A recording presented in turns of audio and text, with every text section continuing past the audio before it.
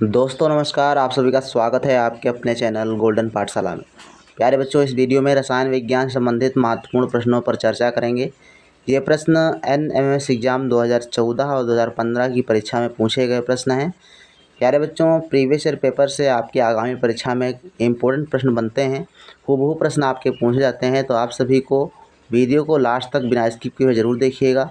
साथ ही अपने दोस्तों के साथ वीडियो को एक बार ज़रूर शेयर करें। आइए शुरू करते हैं। सब 62वां प्रश्न है, किस क्रिया द्वारा गीले कपड़े धूप में सूख जाते हैं? ऑप्शन है वाष्पन, आसवन, संघनन या क्वथन। तो राइट आंसर उसका होगा वाष्पन क्रिया द्वारा गीले कपड़े सूख जाते हैं। गीले कपड़े में जो पानी होता है वो भाप बनकर उड़ जाता है, जिसके कारण हमारे कपड़े जो होते हैं वो सूख जाते हैं। तो इस प्रकार इसको आप समझ सकते हो। इसके अलावा मैं आपको बता दूं कि 62 से पहले के सारे प्रश्न आप 2 वीडियो में हमने पहले ही उपलब्ध करा दिए हैं। अगर आपने नहीं देखे हैं तो प्लेलिस्ट में जाकर देख सकते हैं। आइए देखते हैं 63वां प्रश्न। वस्तु को हाथ से ऊपर उठाने में किस प्रकार का बल लगता है? तो जब हाथ से उठाएंगे तो उसमें कौन सा बल लगेगा? विद्युत बल, पेशीय बल, चुंबकीय बल और गुरुत्व बल। तो राइट आंसर बच्चों होगा इसका पेशीय बल। ठीक, पेशीय बल लगता है, यानी हमारी मांसपेशियाँ काम करती हैं तो पेशीय बल लगता है। 64 नंबर प्रश्न है, ऊर्जा का नवीकरणीय स्रोत कौन सा है? पेट्रोल, प्राकृतिक लकड़ी, डीजल, बहता हुआ जल। तो ऐसा स्रोत जो हमें अनवरत प्राप्त हो सके, कभी ख़त्म ना हो। तो ये है आपका फोर्थ ऑप्शन, बहता हुआ जल। बाकी पेट्रोल, डीजल, लकड़ी ये सब चीज़ें हैं प्रकृति में सीमित मात्रा में उपलब्ध होती हैं, और बहता हुआ जल क्या है? असीमित मात्रा में है, इसको बार बार यूज किया जा सकता है। 65 नंबर प्रश्न है, आग बुझाने में सहायक गैस। आग बुझाने में सहायक कौन सी गैस है? तो बुझाने में सहायक गैस है बच्चों carbon dioxide. Carbon dioxide gas जो होती है वो आग को बुझाने में सहायता करती है। इसके अलावा आग को जलाने में बात करें तो ऑक्सीजन गैस जो होती है वो आग को जलाने में सहायता करती है।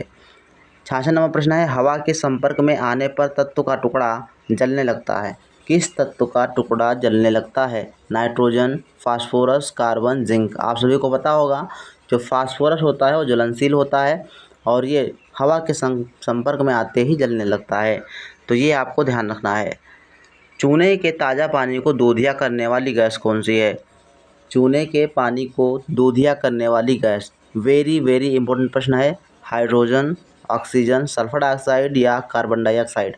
राइट आंसर बच्चों है इसका fourth option, carbon dioxide gas जो होती है वो चूने के ताज़ा पानी को दूधिया कर जाती है। इसके बाद है 68 नंबर प्रश्न, संघनित जल वाष्प है। संघनित जल वाष्प को क्या है? भूमिगत जल, नदी का जल, वर्षा का जल या समुद्री जल। तो संघनित का मतलब ये होता है जब वाष्प जो होती है वो बड़े बड़े बूंदों के रूप में पृथ्वी पर आती है, गिरती है, तो उसी को संघनन संघनन कहते हैं। ठीक है, अब संघनन वर्षा के बाद ही जल जो इकट्ठा होता है उसको संघनित संघनित जल कहा जाता है। ठीक, तो ये आपका थर्ड ऑप्शन बिल्कुल सही हो जाएगा। 69वां प्रश्न है, शुद्ध जल का क्वथनांक क्या होता है? तो क्वथनांक 100 डिग्री सेंटीग्रेड होता है। ये आपका थर्ड ऑप्शन बिल्कुल सही है। 57वां प्रश्न है, नेफ्थलीन की गोली कुछ समय बाद आकार में छोटी हो जाती है, इसका क्या कारण है? ऑप्शन है चुंबकत्व के कारण, घुलनशीलता के कारण, ऊर्ध्वपातन के कारण, आकर्षण के कारण। तो नेफ्थलीन की गोली जो होती है बच्चों ऊर्ध्वपातन के कारण छोटी हो जाती है। ऊर्ध्वपातन क्या होता है? ऐसी क्रिया जो जिसमें वस्तु बिना द्रव में बदले गैस में परिवर्तित हो जाता है। मतलब ऐसा कोई ठोस पदार्थ जो बिना द्रव में बदले गैस में परिवर्तित हो जाता है। तो यही कारण है कि नेफ्थलीन की जो गोली होती है वो छोटी हो जाती है। इसके बाद है 71वां प्रश्न, परमाणुओं का संगठित समूह जो पदार्थ को स्वतंत्र अवस्था में रखता है क्या कहलाता है? तो परमाणुओं का समूह है, ठीक है, मतलब एक परमाणु नहीं है, समूह है, और जो उसे स्वतंत्र अवस्था में रखता है। तो ये बच्चों हैं अणु। जैसे आपका H2 है तो ये आपका एक अणु है, ये हाइड्रोजन का एक अणु है। O2 ये आपका हाइड्रोजन का अणु है। ठीक, तो ये अणु जो होते हैं वो स्वतंत्र अवस्था में रहते हैं और ये तत्व के क्या होते हैं? परमाणुओं के समूह होते हैं। जैसे मान लो कि ये 2 परमाणु इसमें हो गए, ऑक्सीजन के 2 परमाणु हो गए तो परमाणु का समूह हो गया। अगर एक परमाणु की बात करें तो परमाणु से हाइड्रोजन परमाणु, केवल H हमने लिख दिया तो ये हाइड्रोजन परमाणु है और ये स्वतंत्र अवस्था में नहीं रहता। तो इस प्रकार से आप इसको ध्यान से पढ़ के लगा सकते हैं। तो ये आपका फर्स्ट ऑप्शन बिल्कुल सही हो जाएगा। इसके बाद है 72 नंबर प्रश्न, गंधक और लोहे के चूर्ण के मिश्रण को पृथक कर सकते हैं विलेयता के आधार पर, चुंबकत्व के आधार पर, ऊर्ध्वपातन के आधार पर, गुरुत्वाकर्षण के आधार पर। तो राइट आंसर इसका बच्चों है चुंबकत्व के आधार पर इसको अलग करते हैं, क्योंकि लोहे का चूर्ण जो होता है चुंबक में चिपक जाता है, जिसके कारण इसको अलग किया जा सकता है। इसके बाद है 73 नंबर, जंग लगने के प्रक्रम को क्या कहते हैं? जंग लगने के प्रक्रम को बढ़ाता है, कौन बढ़ाता है? सामान्य जल, नदी का जल, समुद्र का जल या नम वायु। तो जो नम वायु होती है वो आपको जंग लगाने में सहायक होती है। तो फोर्थ ऑप्शन बिल्कुल सही हो जाएगा। 74 नंबर प्रश्न है, निम्नलिखित में से कौन सा सही जोड़ा है? कार्बन डाइऑक्साइड गैस आग जलाने में सहायक है, तो ये गलत है, क्योंकि ये आग बुझाने में सहायता करती है। नाइट्रोजन वृद्धि करना, ऑक्सीजन आग बुझाना, तो ये आग बुझाने में काम नहीं करता, आग जलाने में काम करता है। हाइड्रोजन जो होती है यूरिया बनाती है, ये भी आपका गलत है। तो ये आपका सेकेंड ऑप्शन बिल्कुल सही है, नाइट्रोजन जो होती है वो वृद्धि करने में सहायता करती है। ठीक है। इसके बाद है 75 नंबर प्रश्न, एक पदार्थ एलपीजी गैस सिलेंडर से गैस रिसाव को पहचानने के लिए मिलाते हैं। यानी जो एलपीजी गैस घरेलू गैस होती है उसमें ऐसी कौन सी चीज़ है जिसको मिलाने से हमें उसके होने का जो है एहसास होता है?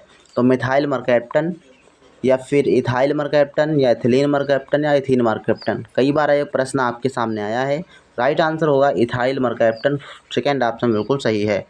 इसके बाद 76 नंबर प्रश्न, सामान्यतः मनुष्य के शरीर का ताप कितना होता है? तो सामान्यतः मनुष्य के शरीर का ताप कितना होता है? 98.6 डिग्री फ़ारेनहाइट। फोर्थ ऑप्शन बिल्कुल सही होगा इसका। अब इसके बाद 2015 में पूछे गए प्रश्न, 77 नंबर प्रश्न है, बॉक्साइट किस धातु का अयस्क है? तो ये बच्चों होता है एल्युमिनियम का अयस्क, सेकेंड ऑप्शन सही है। बॉक्साइट जो होता है एल्युमिनियम का अयस्क होता है। 78 नंबर प्रश्न है, किस धातु में तन्यता का गुण नहीं होता? अब तन्यता का क्या होता है? तन्यता का मतलब होता है किसी धातु को खींचकर तार बनाने की जो प्रक्रिया होती है वो आपकी तन्यता कहलाती है। अब लोहा से तार बनाए जा सकते हैं, एल्युमिनियम के तार बनाए जाते हैं और चांदी के भी तार बनाए जा सकते हैं। इसका मतलब है ऑप्शन आपका फर्स्ट सही होगा, जिंक। जिंक में तन्यता का गुण नहीं होता। ठीक, ध्यान रखिएगा। इसके बाद है कार्बन का क्रिस्टलीय अपरूप है। 79 नंबर प्रश्न, काष्ठ, कोयला, कोक, सोना या हीरा।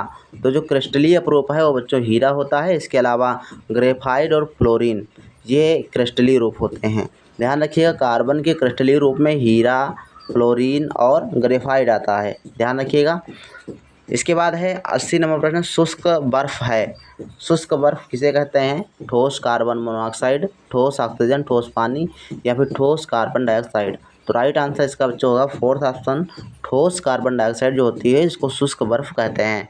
इसके बाद है 81 नंबर प्रश्न, कैल्शियम हाइड्रॉक्साइड का रासायनिक सूत्र कौन सा है? कैल्शियम हाइड्रॉक्साइड CaOH या फिर Ca2OH या फिर CaOH का होल ट्राइज या फिर CaOH का होल ट्राइज। राइट आंसर बच्चों है आपका थर्ड ऑप्शन, CaOH का होल ट्राइज होता है कैल्शियम हाइड्रॉक्साइड का सूत्र।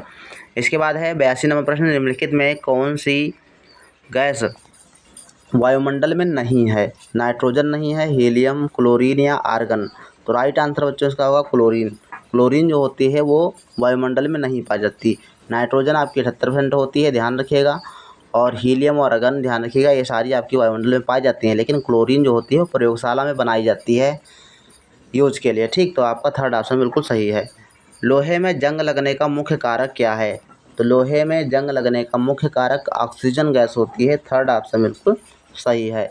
यही आपकी जो क्या है लोहे में जंग लगाती है। इसके बाद है P2O5 में फास्फोरस की संयोजकता, ध्यान रखिएगा यहाँ पर P2O5 लिखा है। ठीक है, तो P2O5 में फास्फोरस की संयोजकता कितनी है? तो इसमें आपका सेकेंड ऑप्शन सही है, 5 होती है P2O5 में फास्फोरस की संयोजकता। इसके बाद है 85 नंबर प्रश्न है, जैविक खाद। जैविक खाद कौन सी है? तो जैविक खाद बच्चों यूरिया, गोबर की खाद, पोटेशियम नाइट्रेट, सोडियम नाइट्रेट। तो 85 नंबर का बच्चों राइट आंसर, जैविक खाद जो गोबर की खाद होती है उसको जैविक खाद कहा जाता है। ठीक, बाकी ये आपकी urea, potassium nitrate, sodium nitrate ये सब क्या है? ये आपकी रासायनिक खादों के नाम दिए गए हैं। 86 नंबर प्रश्न है, रक्त के जमने में सहायक है। तो रक्त के जमने में क्या सहायक होता है? तो एक तो आपका प्लेटलेट्स होता है, ये आपका थर्ड ऑप्शन बिल्कुल सही है। रक्त के जमने में सहायक प्लेटलेट्स होता है, इसके अलावा विटामिन के होता है। ठीक। 87वां प्रश्न कहता है कि केल्विन पैमाने पर 0 डिग्री बराबर होता है। तो ये आपका कितना होता है? 0 डिग्री जो होता है, 0 डिग्री सेंटीग्रेड जो होता है वो 273 केल्विन के बराबर होता है। ध्यान रखिएगा, फर्स्ट ऑप्शन इसका बिल्कुल सही है। इसके बाद है 88वां प्रश्न, निम्नलिखित में से किसका अत्यधिक प्रयोग ओजोन क्षरण का कारक है? तो ये आपका कौन सा राइट आंसर हो जाएगा? CO2, CFC, NO2 या SO2। तो ऐसी कौन सी गैस है जिसका अत्यधिक प्रयोग करने से ओजोन क्षरण होता है? तो ये आपका सेकंड ऑप्शन बिल्कुल सही है, CFC गैस। और ये AC, फ्रिज, कूलर इससे आपका निकलता है, ध्यान रखिएगा। और 89वां प्रश्न है, बैटरी बनाने में किस अम्ल का प्रयोग होता है? सल्फ्यूरिक अम्ल, नाइट्रिक अम्ल, हाइड्रोक्लोरिक अम्ल या एसिटिक अम्ल? राइट आंसर बच्चों है इसका सल्फ्यूरिक अम्ल। बैटरी बनाने में सल्फ्यूरिक अम्ल का उपयोग होता है, जिसका सूत्र होता है H2SO4। ठीक, ध्यान रखिए, H2SO4 इसका रासायनिक सूत्र होता है, आपसे पूछा जा सकता है। तो इस प्रकार से ये आपका 2014 और 15 तक के प्रश्न थे।